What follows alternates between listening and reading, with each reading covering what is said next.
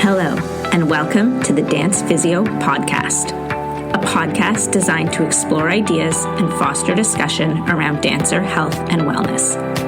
We're here to challenge the status quo, bridge the gap between dance science and the studio, and help change the landscape of the dance industry for the better.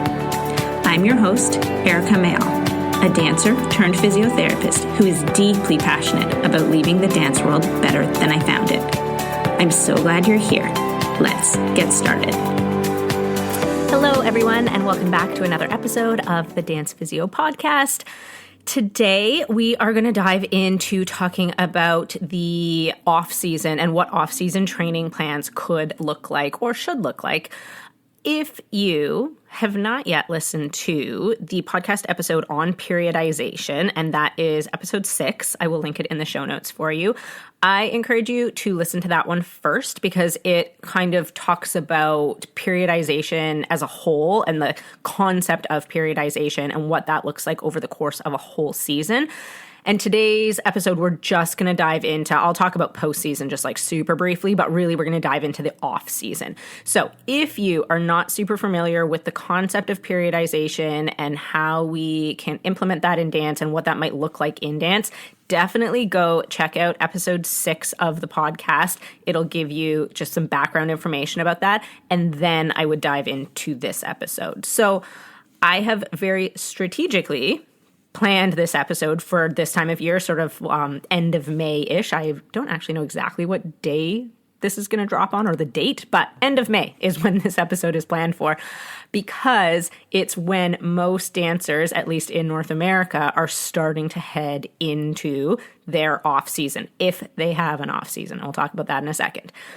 And so this is the time where we really want to start to think about, like, what is the dancer's off season going to look like? How can we structure it? What should we be doing during the off season? So although a lot of you are not yet done dance and it's maybe like a little bit of a crazy time of year, it's something to start to think about because it takes a little bit of planning and a little bit of forethought in terms of what is our off season going to look like. So super briefly, before we get into off season, I'm just going to talk about postseason a little bit because we're not going to do an entire podcast episode on the postseason, but postseason, for anybody who needs a reminder, is the time that immediately follows the end of your regular season or your in-season period of time. So for most dancers, and not all, but most dancers, the postseason is going to be the time immediately following the last performance of the season, or maybe your last competition of the season, depending on how your studio structures things. But I think commonly, and most of the studios that I work closely with here, they will like finish competing sometime in May usually, and maybe there's like provincials or nationals or things like that that maybe run a little bit longer than that. But then usually there's some sort of studio recital, year-end show, like a season wrap-up show, something like that, that is kind of the end of the regular season. So postseason would be the time immediately following that. And during that postseason, the goal of postseason is literally just rest and recovery. Most people know that by the time you get to the end of season, especially teachers, you really just need to let go, veg out for a little while. It is entirely rest and recovery focused. Ideally, we want this postseason to be about 2 weeks long, I would say. That's sort of a good length of time to like really just focus on doing nothing, resting, recovering, just like mentally recovering, physically recovering from the intensity of the season. And like I said, it can be kind of 2 weeks long of just like full on vegging out, not really doing a whole lot of anything. People always ask about activity during this time because the goal of postseason is not to like be, training necessarily. And activity is definitely okay during this time because especially for a lot of people, maybe you want to do absolutely nothing for 4 days and you're like, I'm just going to be a sloth. I'm going to Netflix and chill for 4 days, like whatever it is. But then people often start to feel a bit gross and people are like, for their mental health or just like physically, they're like, I actually need to move my body. Like I don't feel well if I am not moving my body. And so in the postseason, movement itself is totally fine. We just don't want that movement to look like training. So it can be gentle movement, it can be restorative movement, like those types of things. So maybe it's just walking, maybe you're doing some like gentle yoga, maybe you're on vacation and you're swimming in the pool every day or things like that. So it's not to say that you can't do movement. We just want the movement to be for movement's sake and not for training's sake. So you're not trying to reach certain target training zones or like things like that during that postseason. It literally just is movement for movement's sake and movement for rest and recovery. So that is our postseason. The time immediately when the season ends, maybe up to 2 weeks long. A lot of people, maybe not like younger dancers so much, but professional dancers or in other sports like professional athletes and stuff, as soon as their season ends, they're like on a plane the next day to vacation and they're like, I'm just going to go lie by a pool for a week. I just need to recharge.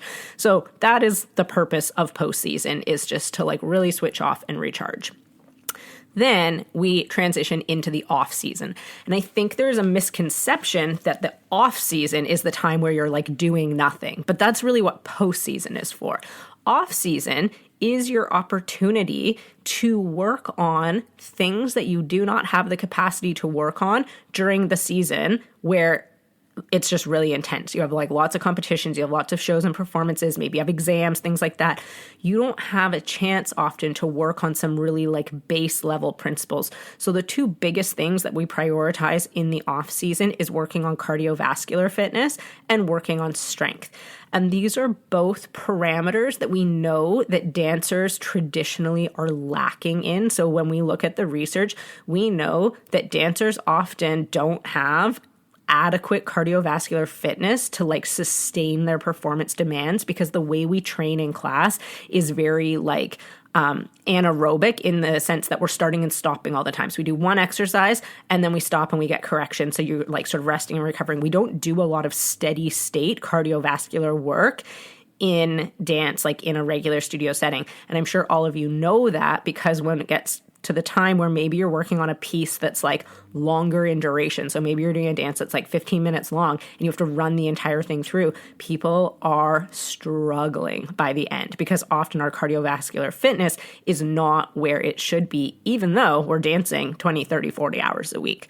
So cardiovascular fitness is one to prioritize in the off season, and then strength training as well, or just strengthening, is another to prioritize. And again, we know from research that dancers are often not as strong as they could or should be in some muscle groups. And so those are the things that we want to prioritize when it comes to training. So notice here that I have not said anything to do with, technique or like enhancing dance specific skills, because our off season is not meant to be for dance specific skills. It is meant to be for like baseline physical fitness parameters. People always ask, well, like, how long should the off season be? And this is where people in the dance world maybe get a little bit defensive about historically what is like considered appropriate, because I think people, as soon as you suggest more than 2 weeks away from dance, there's this idea that everyone's going to lose their technique, lose all their conditioning. They're going to, not be able to dance anymore and all of this. And that is completely untrue. We know from research, again, like there have been research studies that have looked at dancers actually having a true off season, not dancing for a period of time. And the one study that I'm thinking of off the top of my head, I can't remember how long their off season was, but it was either 8 or 10 weeks, I think. And when those dancers came back to the studio and like returned back to dance, they did a bunch of like testing on them, and they had actually improved in all of the areas that they looked at. And they were looking at things like flexibility and strength and things like that. And these dancers had benefited more from having a break and a rest from dance than the dancers who had trained in dance during that sort of off-season time. So people will ask me, how long should my off-season be? And my answer is a minimum of 6 weeks, but ideally maybe more, like anywhere between 8 and 12 weeks. And as soon as I say that, I've like lost the room, basically. It's really hard to convince people within the dance world that it is not only okay, but beneficial to take at least 6 weeks away from dance in the summer. And it's not necessarily the dancers who don't believe me. It is more often than not the teachers and studio owners who kind of rile at that and like become very like, but they're going to lose all their technique. They're going to lose their conditioning. No, it's too long for them to be away. They need to be doing drop-in classes all summer long or like things like that. But again, we know both anecdotally from dancers that I work with, but also from research, that is not the case. Dancers actually excel more when they have a proper off season. I then also get lots of people sort of reaching out and being like, well, so my dancer's going to do this intensive in the summer, but then they're going to have 3 weeks off, and then they're going to do this for a couple of weeks, but then they're going to have 2 weeks off, and then they're going to do this. And so they're like, over the course of the summer, they have 6 weeks off, but it's not like together. So they might have 2 weeks in one chunk and 3 weeks in one chunk and 2 weeks in another chunk or whatever it happens to be. But they're training at these summer intensives in between.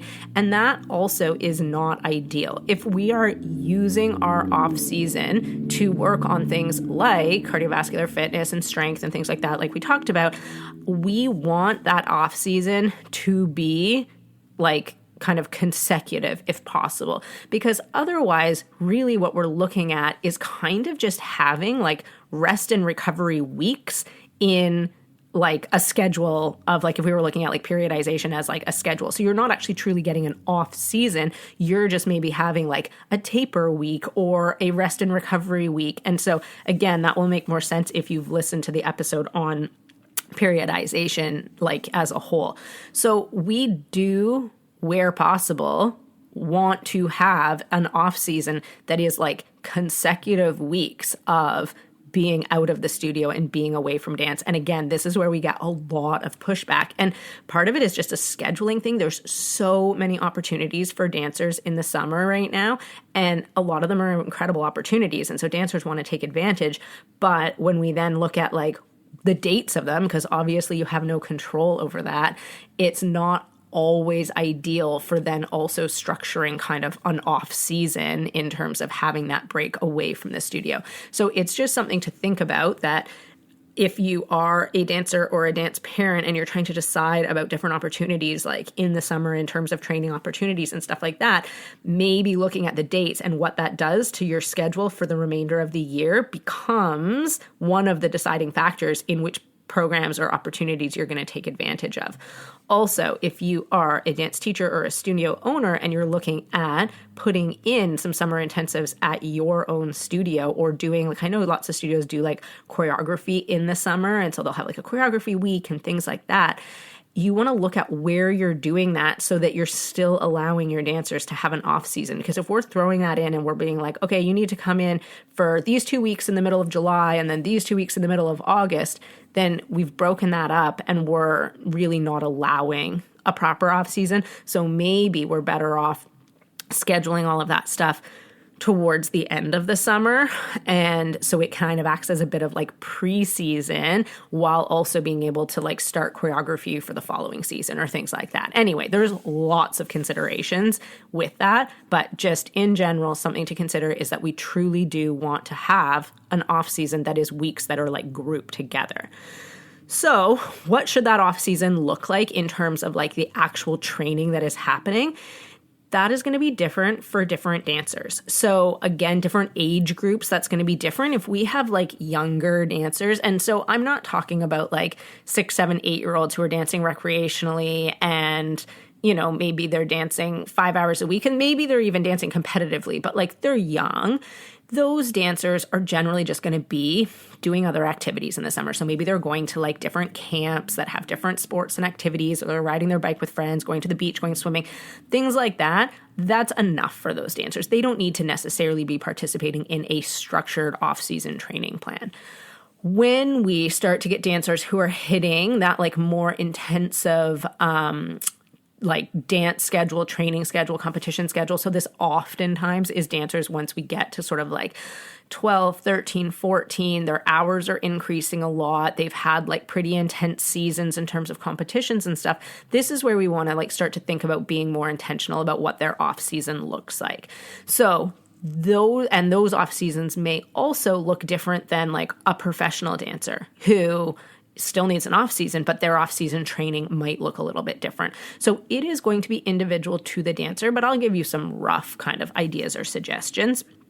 And I will also say that even within those like groups of dancers, individual dancers are potentially going to have different goals in the off season, because some dancers, like maybe, especially if it's like a dancer who's just gone through like a lot of growth, like big adolescent growth spurt, their body's changed a whole lot, maybe their off season is really focused on like foundational functional movement patterns and really basic strengthening and things like that, versus another dancer who maybe strength wise they're not too bad and they can just want to like continue to improve their strength, but they've really been like, you know, struggling with cardiovascular fitness or things like that. So we might prioritize things differently. And certainly, you know, for if you are like a more elite dancer, professional dancer, I would suggest trying to work with somebody individually to develop a really comprehensive off-season training plan. So whether that is a like physical therapist who understands and works with dancers, whether that's a personal trainer, again, who like understands and works with dancers, it can be different people, but they should be able to guide you in terms of like what's the best individual plan for you as a dancer. But if we are looking at things a little bit more generally, because obviously like not everybody can have one-on-one structured off-season plans, we are probably looking at wanting to do some sort of a training 3 times a week if we're combining and doing sort of like a all-round training program. So we're going to do some cardiovascular training and some strength training all together in one workout, and maybe that workout is 45 minutes or maybe it's an hour or whatever it happens to be. You probably need to be doing that about 3 times a week in order for us to be like seeing improvements in these parameters. And like I said, the whole goal of off season is that we want to increase our cardiovascular fitness and our strength. So minimum, I would say 3 times a week. A lot of dancers actually prefer to like separate things out and do stuff more consistently, but have a specific focus. So what I mean by that is maybe they're actually going to be training like 6 days a week or 5 days a week, but they might have 2 days that are just like cardio days and then 3 days that are strength days. And then on those strength days, they might even have like 1 day that's a lower extremity day, 1 day that's an upper extremity day, 1 day that's, you know, whole body, whatever it happens to look like. And again, that may be more your higher level professional dancer, things like that. Your younger dancers, I think if they're getting in some sort of, you know, a workout or some sort of a program 3 times a week, that's kind of a comprehensive program, that's going to be adequate for the majority of dancers. In terms of cardiovascular fitness, like I often get the question of like, what are good options? And realistically, it's kind of whatever people enjoy and have access to. So if we have dancers that are doing this like completely as a home-based workout, so they don't have access to like a treadmill or an elliptical machine or like gym equipment, then we need to give them things that are realistic that they can participate in at home. And so one thing that I use a lot at like home as like a cardio thing is like step ups. So just like on a staircase, and you can actually use like a metronome to time or just like put songs on that you know have a certain beat so that you're doing the steps like in time to a rhythm. And then you can also use music to time that, so you can do like 5-minute intervals, say if you're picking songs that are 5 minutes or whatever.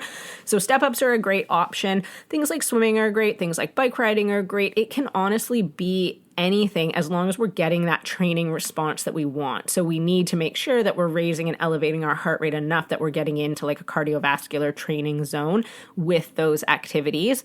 And then, like I said, it will really depend on what equipment is available. A lot of dancers do a lot of high impact activity. And I actually had a conversation over Instagram, I think it was Instagram, with someone recently who was developing a program for Highland dancers, and, you know, sort of saying we do so much impact during the year, like in the off season, you know, is it better to do cardiovascular stuff that's lower impact? And the answer is probably yes in that case. So things like Irish dance and Highland dance and stuff, they're so high impact all the time that during your off season, doing a like running program or doing a HIIT style program where there's a lot of like burpees and jumping jacks and all kind of jumping based activities is maybe not what you want to be focusing on if you're trying to like, you know, decrease the amount of loading that's happening in the body during that off season, and then really focusing on cardiovascular fitness. So maybe like cycling, either stationary or like outdoor cycling, is like a much better option for them. But if you conversely are participating more in a style of dance where there's not as much impact, or maybe like you're really focusing on trying to build up your tolerance to impact, or build up more of like that sort of plyometric, elastic, like recoil training type stuff, then maybe you actually want to include a little bit of that impact stuff in terms of like what your cardio options look like. So again, there's no like one perfect answer or one size fits all answer when it comes to this. It's what works for that dancer and like what they have available to them from like an equipment perspective and things like that. When we are looking at strengthening and strength training, the off season is such a fantastic time to introduce like weight training to dancers. So a lot of dancers do some strengthening and like potentially even a decent amount of strengthening, but it's often only kind of body weight strengthening because maybe they don't have access to the equipment, or a lot of dancers just like are intimidated going into a gym. They don't know how to use the machines. They don't know what exercises they're supposed to be doing with like free weights or with kettlebells or things like that. So the off season is such a fantastic time to be able to introduce some of those skills to dancers, and those skills that will last them a lifetime. Like we know a lot of dancers are not going to go on and dance professionally or dance for a long time after they maybe graduate from high school and things like that. But if we've taught them some of those skills, they may continue to go to the gym and strength train and lift weights for the rest of their life. And that's going to have so many massive health benefits. So I think a lot of summer intensives really try and include conditioning stuff into their summer intensive. And I think that's awesome in one respect, that they're like aware of the fact that dancers need to be doing like, you know, conditioning and cross-training programs.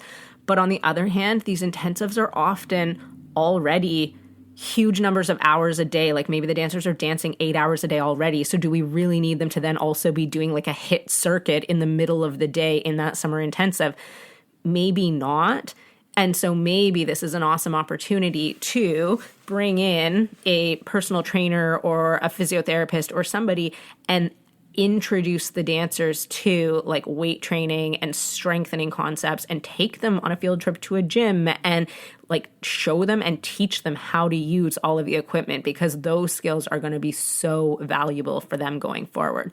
So in a, I don't want to say ideal scenario, but in, you know, in some situations, actually having dancers like in the gym doing proper strength training is going to be really beneficial in the off season, especially if we're looking at professional dancers. They really need to be doing that weight training. If that is not a possibility, and I know if we're like programming off-season training programs for like a studio and like you're just expecting the dancers to follow these programs on their own, we're probably going to have to assume that dancers don't have that type of equipment available to them. So their strength training may look more like body weight training or things that you can use around the house, household objects and stuff like that. And that is equally fine as long as we're getting like a strengthening effect from it. So in terms of strength training, what do we want to like look at, or what do we want to focus on? We really want to focus on like basic functional movement patterns. So our strength training programs should not look like dance programs. We are not trying to do like supplemental training in this off season necessarily. They should look like more like kind of fitness programs or like weight training programs. And the functional movement patterns are going to be things like a squat, or a lunge movement, or a hip hinge movement. So that's like a deadlift type movement, pushing movements, pulling movements. Those are kind of the basis of how we're going to develop a program. And we can vary the exercises depending on what we're doing on a certain day. So it doesn't have to be the exact same thing, and it probably shouldn't be the exact same thing every single workout. But if we include some of those functional foundational movement patterns into all of the workouts, then we can really look at improving dancers' strength in these functional movements, because these are often where dancers are lacking the most. You know, dancers can do incredible things on stage, and then we look at them and break down their really basic movement patterns, and they cannot do, you know, a proper squat, or they cannot do a hip hinge pattern, or like a pushing pattern, or things like that. So when we're looking at like what to incorporate in a strength program, I would say like I was going to say less is more, but it's not so much less is more. It's like the basics are the most powerful. And so it doesn't need to be fancy. We just want to make sure that we're hitting all our major muscle groups. So we're doing like lower body, we're doing, core and trunk stabilization type stuff. We're doing upper body, and then we're including those functional movement patterns: squat, hinge, push, pull, those types of movements in through there. So that's kind of what the basis of a strength training program should look like. And then if we're working individually with a dancer, we will also put in specific things. Like if we have a dancer who we know maybe they struggled a lot with like ankle injuries throughout the season, so we really want to focus on like calf strength and stability in like the lower extremity or the ankle or that sort of thing, maybe we're going to give them a little bit more of that type of stuff in a program. So we can individually structure these off-season programs to address individual dancers' weaknesses or areas that they really need to focus on from like more of an injury prevention perspective. But if we're looking at it more globally and in terms of like as a whole, what does our group of dancers need to work on? We really want to focus on these functional movement patterns and not dance specific movement patterns during the off season. So I think I'm going to wrap it up there. My intention was to keep this episode a little bit shorter, but of course I've rambled on a little bit. Like I said, main takeaways from this episode are that dancers need an off season, and it probably needs to be longer than what you are comfortable with it looking like. So don't be afraid of giving your dancers 6 full weeks off in a row, because that really is going to be so beneficial to them compared to having a week here, a week there, and really dancing sort of throughout most of the summer and not truly having an off season. But we then also need to use that off season in a productive way by focusing on cardiovascular and sort of strength training. I guess the last thing I'll just throw in, because this is a conversation I often have with teachers, and I am like fully aware of the reality that one of the reasons that a lot of studios offer so much programming in the summer is because they need to still pay their bills. Studios still need to pay their rent or their lease. Dance teachers still need to like make an income and stuff like that. So I'm not at all suggesting that shutting down your studio for 2 months is the answer, because I know financially and as a business that is not necessarily viable. But I do think there's ways of diversifying our income. And so, offering more childcare style summer camps to like working families, so little kids who are coming for like the whole day to do like a dance camp, is a great way of still like running a business, but having it be different clientele than your like competitive dancers who need a break.